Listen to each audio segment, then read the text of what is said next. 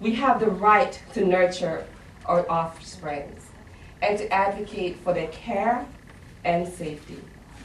And we can only do that when we end the war on drugs.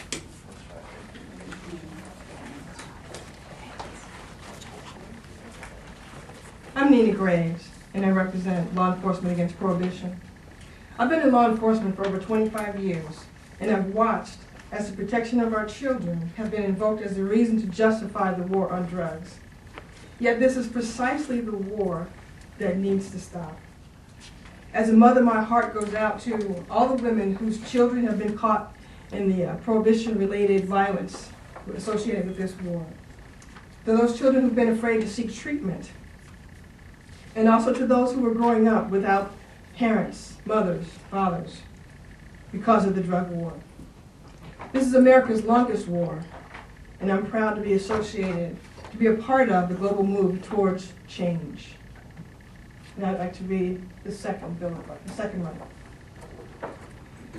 We have the right to be free from shame and stigma caused by negative labels encumbering our children who suffer from addictive disorders and the parents who raise them.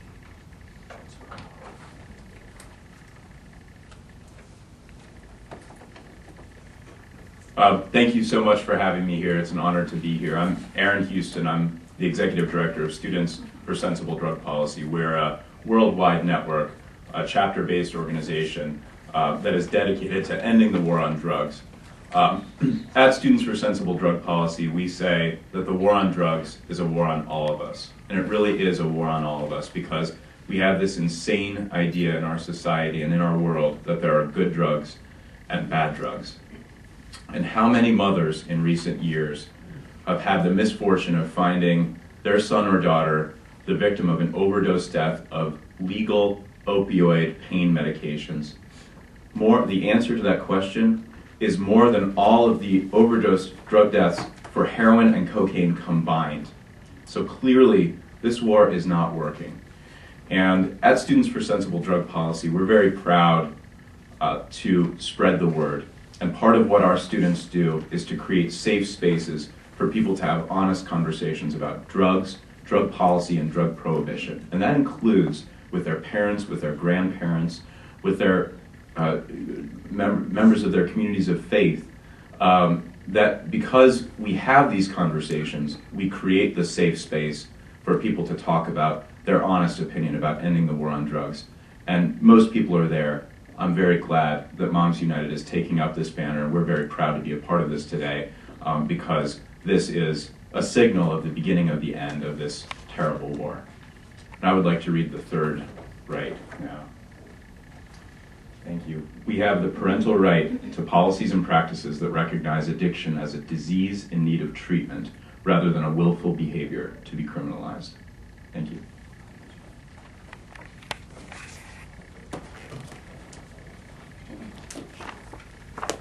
Hello, my name is Diane Formbacher. I am the co-vice chair of the Noble Women's Alliance.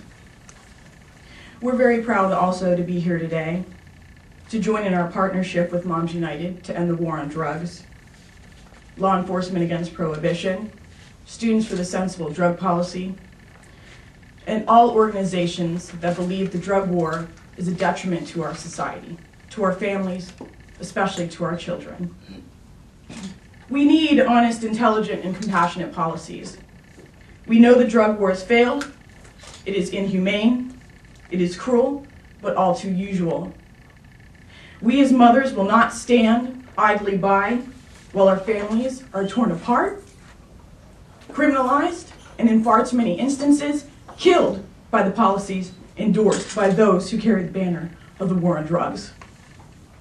We will not accept that the American dream for the tired, huddled masses yearning to breathe free are targeted, marginalized, and stolen from us like a nameless herd. We refuse to accept the sad excuse for reality. Jack, come here, honey. But the real reason I do this is for my son, Jack, and my other son, Charlie.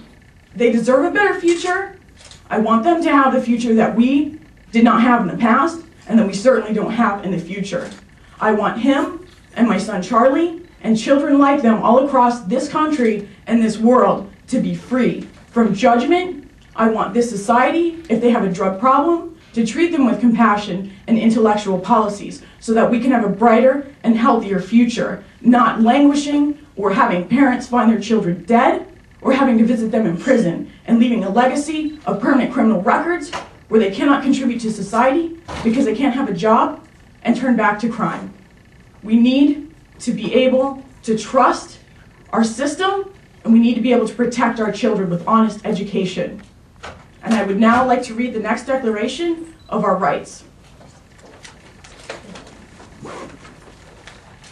We have the right to be represented by informed policymakers who work to reduce the barriers to education, housing, and employment opportunities that our sons and daughters encounter after they've been arrested for drug possession. Thank you.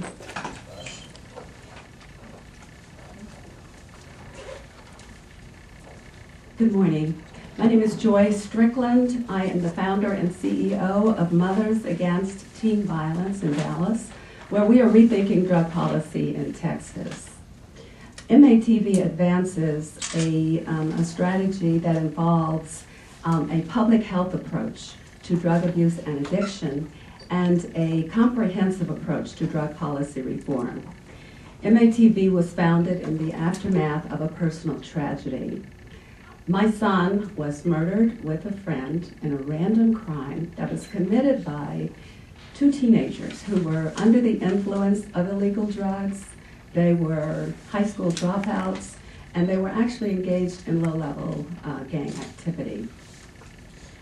My son was home from his first year at Morehouse College, and he had graduated from St. Mark's School of Texas 1 year prior to his death, and was really moving forward in his life.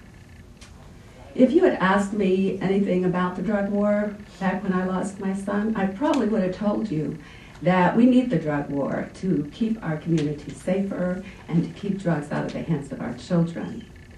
I now know, through a process of education or re-education, that far from keeping our community safer, the war on drugs actually creates crime and violence.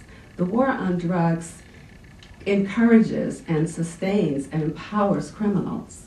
And arresting 1.5 million of our citizens every year for low-level, nonviolent drug-related crimes, and just about half of those, as Gretchen said earlier, half of those arrests are for simple possession of marijuana.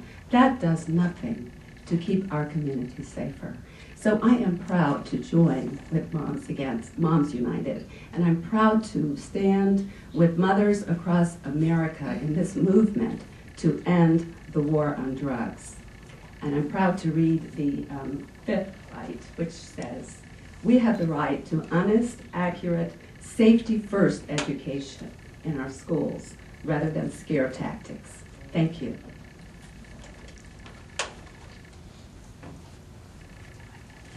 Good morning.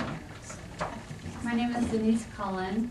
With my husband Gary, we started Broken No More in Southern California after our only child, Jeff, died of an accidental overdose. Our family struggled together for 12 years with Jeff's addictive illness before he died in August 2008 at 27 years of age. Every system that is set up to help people like us failed us.